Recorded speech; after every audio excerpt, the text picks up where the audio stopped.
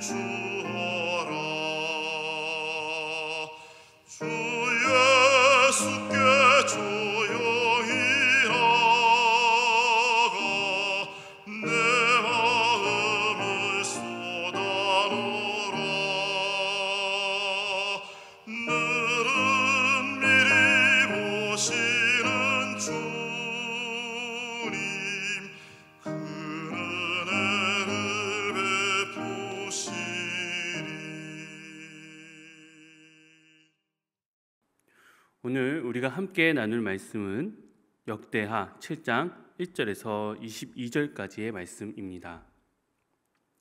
솔로몬이 기도를 마치매 불이 하늘에서부터 내려와서 그 번제물과 제물들을 사르고 여호와의 영광이 그 성전에 가득하니 여호와의 영광이 여호와의 전에 가득함으로 제사장들이 여호와의 전으로 능히 들어가지 못하였고 이스라엘 모든 자손은 불이 내리는 것과 여호와의 영광이 성전에 있는 것을 보고 돌을 깐 땅에 엎드려 경배하며 여호와께 감사하여 이르되 선하시도다 그의 인자하심이 영원하도다 하니라.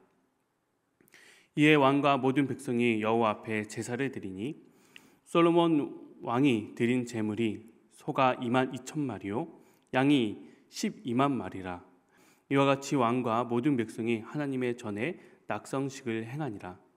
그때 제사장들은 직분대로 모셔 서고 레위 사람도 여호와의 악기를 가지고 섰으니 이 악기는 전에 다윗 왕이 레위 사람들에게 여호와께 감사하게 하려고 만들어서 여호와의 인자하심이 영원함을 찬송하게 하던 것이라. 제사장들은 무리 앞에서 나팔을 불고 온 이스라엘은 서 있더라. 솔로몬이 또 여호와의 전 앞들 가운데를 거룩하게 하고 거기서 번제물과 화목제의 기름을 드렸으니 이는 솔로몬이 지은 놋 제단이 능히 그 번제물과 소제물과 기름을 용납할 수 없음이더라. 그때 솔로몬이 7일 동안 절기를 지켰는데 하맛 어귀에서부터 애굽 강까지 온 이스라엘의 심히 큰 회중이 모여 그와 함께 하였더니 8째 날에 무리가 한 성회를 여니라. 제단의 낙성식을 7일 동안 행한 후 이 절기를 7일 동안 지키니라. 7째 달 제23일에 왕이 백성을 그들의 장막으로 돌려보내매 백성이 여호와께서 다윗과 솔로몬과 그의 백성 이스라엘에게 베푸신 은혜로 말미암아 기뻐하며 마음이 즐거워하였더라. 솔로몬이 여호와의 전과 왕궁 건축을 마치고 솔로몬의 심중에 여호와의 전과 자기의 궁궐에 그가 이루고자 한 것을 다 현통하게 이루으니라. 밤에 여호와께서 솔로몬에게 나타나사 그에게 이르시되 내가 이미 내 기도를 듣고 이곳을 택하여 내게 제사하는 성전을 삼았으니 혹 내가 하늘을 닫고 비를 내리지 아니하거나 혹 메뚜기들에게 토산을 먹게 하거나 혹 전염병이 내 백성 가운데 유행하게 할 때 내 이름으로 일컫은 내 백성이 그들의 악한 길에서 떠나 스스로 낮추고 기도하여 내 얼굴을 찾으면 내가 하늘에서 듣고 그들의 죄를 사하고 그들의 땅을 고칠지라. 이제 이곳에서 하는 기도에 내가 눈을 들고 귀를 기울이니 이는 내가 이미 이 성전을 택하고 거룩하게 하여 내 이름을 여기에 영원히 있게 하였음이라. 내 눈과 내 마음이 항상 여기에 있느니라. 내가 만일 내 앞에서 행하기를 내 아버지의 다윗이 행한 것과 같이 하여 내가 내게 명령한 모든 것을 행하여 내 율례와 법규를 지키면 내가 내 나라 왕위를 견고하게 하되 전에 내가 내 아버지 다윗과 언약하기를 이스라엘을 다스리는 자가 내게서 끊어지지 아니하리라 한 대로 하리라. 그러나 너희가 만일 돌아서서 내가 너희 앞에 둔 내 율례와 명령을 버리고 가서 다른 신들을 섬겨 그들을 경배하면 내가 너희에게 준 땅에서 그 뿌리를 뽑아내고 내 이름을 위하여 거룩하게 한 이 성전을 내 앞에서 버려 모든 민족 중에 속담거리와 이야기거리가 되게 하리니 이 성전이 비록 높을지라도 그리로 지나가는 자마다 놀라 이르되 여호와께서 무슨 까닭으로 이 땅과 이 성전에 이같이 행하였는고 하면 대답하기를 그들이 자기 조상들을 애굽 땅에서 인도하여 내신 자기 하나님 여호와를 버리고 다른 신들에게 붙잡혀서 그들을 경배하여 섬김으로 여호와께서 이 모든 재앙을 그들에게 내리셨다 하리라 하셨더라. 아멘. 다 같이 기도하시겠습니다.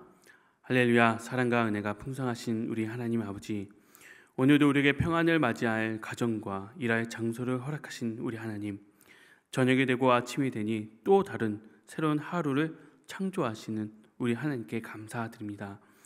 우리는 언제나 주님의 은혜가 아니면 살아갈 수 없는 존재라는 것을 항상 인식하며 고백하게 하시고 주님의 은혜에 빚진 자로서 삶을 살아가게 하시며 그래서 나는 죽고 예수로 사는 삶이 되게 인도하여 주시옵소서. 언제나 우리 하나님께서 나라와 이 민족을 붙잡아 주시옵고 혼탁한 세상 속에서 주님의 말씀과 진리가 살아 움직이는 나라가 되게 인도하여 주옵소서. 하루하루 삶을 살아가는 우리 그리스도인들의 부르짖음을 하나님 들어 주시옵소서. 오늘 귀한 주님의 말씀을 함께 나누려고 합니다.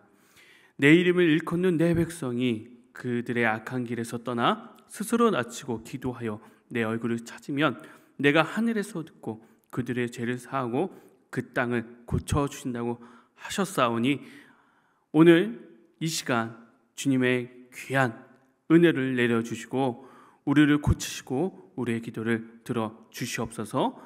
예수 그리스도의 이름으로 기도드리옵나이다. 아멘. 오늘 우리가 함께 나눌 말씀은 역대하 7장 1절에서 22절까지의 말씀입니다. 오늘 본문 말씀은 솔로몬 성전 봉헌 이후 하나님께서 보여주시는 임재와 계약에 대한 말씀인데요. 오늘 본문 말씀은 크게 불의 영광으로 응답하시는 하나님을 보여주시고 봉헌 제사와 장막절 행사에 대한 내용, 그리고 말씀으로 응답하시는 하나님으로 나눠 볼 수 있습니다. 특별히 이 봉헌 이 예식을 보면 하나님의 임재와 백성들을 찬양하는 이 모습들이 한편의 멋진 대하 드라마나 영화의 모습이 떠오르게 됩니다. 6장에서 솔로몬의 기도가 마무리된 뒤에 하나님께서 그 기도의 응답으로 하늘에 불을 내려 주시고 계시죠. 이 하나님의 임재가 얼마나 가득한지 제사장들이 땅에 엎드려지고 말았다라고 합니다. 구약에서 하나님의 임재를 경험한 사람들의 특징 중 하나가 엎드려짐입니다.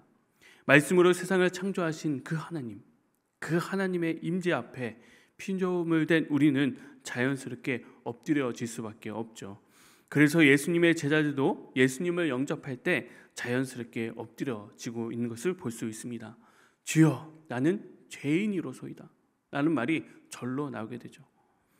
그런데 어느 순간 우리는 성령 하나님의 임재 앞에 하나의 신비한 능력, 다시 말해 하나의 도구로 전락하여서 이 시간 성령께서 내게 임하기를, 그래서 내가 예언도 하고 방언도 하고 치유하거나 신비한 능력이 임하기를, 그렇게 일종의 도구로서 우리가 성령님의 임재를 구하고 있는 것은 아니었는지 생각해 봐야 합니다. 성부, 성자, 성령 삼위일체의 하나님을 우리가 믿고 인정한다면 성령 하나님 역시 경외하고 우리가 아바 하나님께 나아가는 것처럼 성령 하나님께도 나아가는 저와 여러분들이 되었으면 좋겠습니다. 계속해서 솔로몬은 봉헌식 제사를 하나님께 드리며 어마어마한 양과 소를 드리는 것을 말씀해 주고 있습니다. 규모와 숫자를 보면 어마어마하죠.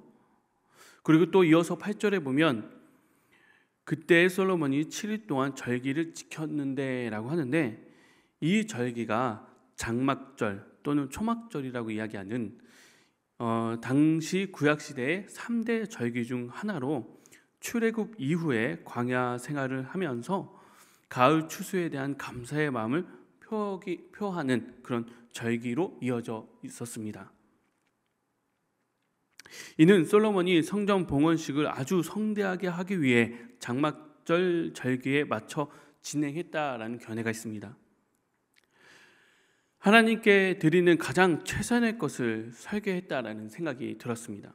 가장 멋지고 웅장한 대규모의 하나님께 드리는 제사, 그리고 그것에 임한 하나님의 임재. 너무나 좋고 멋있고 웅장하고, 그런데 사실 여기에 함정이 있는 것입니다.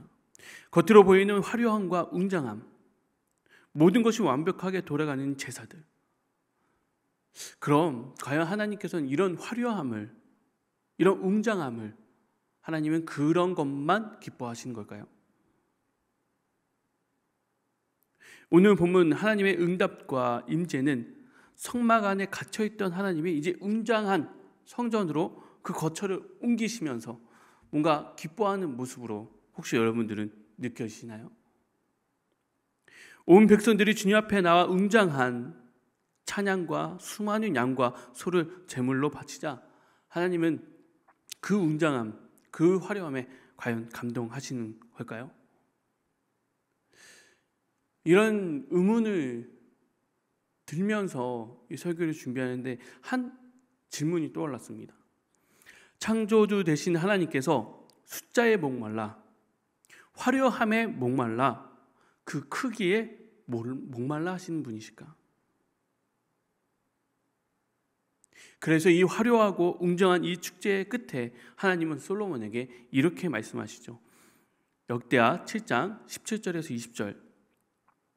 내가 만일 내 앞에서 행하기를 내 아버지 다윗이 행한 것과 같이 하여 내가 내게 명령한 모든 것을 행하여 내 율례와 법규를 지키면 내가 내 나라 왕위를 견고하게 하되 전에 내가 내 아버지 다윗과 언약하기를 이스라엘을 다스리는 자가 내게서 끊어지지 아니하리라 한 대로 하리라.